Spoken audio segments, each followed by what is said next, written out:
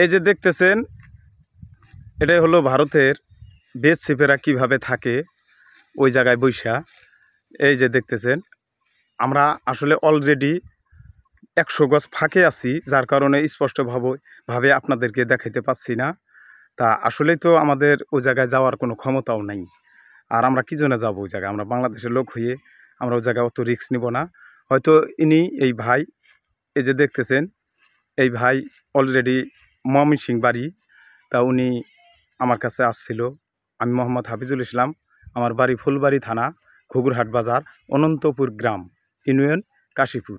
তা আসলেই উনি দেখেন, এই বর্ডার গার্ড দেখার জন্যে এই ময়মনসিংহ থেকে আমার সাথে বন্ধুত্ব সম্পর্ক হওয়ার পরে ইনি আমার গ্রামে চলে আসেন এবং উনি আমার গ্রামে আইসা এই যে বর্ডার গার্ড দেখে ওনার মনটাকে উনি তৃপ্তি করলেন।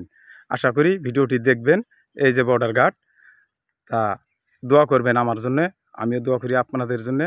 আসসালামু আলাইকুম ওয়া রাহমাতুল্লাহি ওয়া বারাকাতুহু।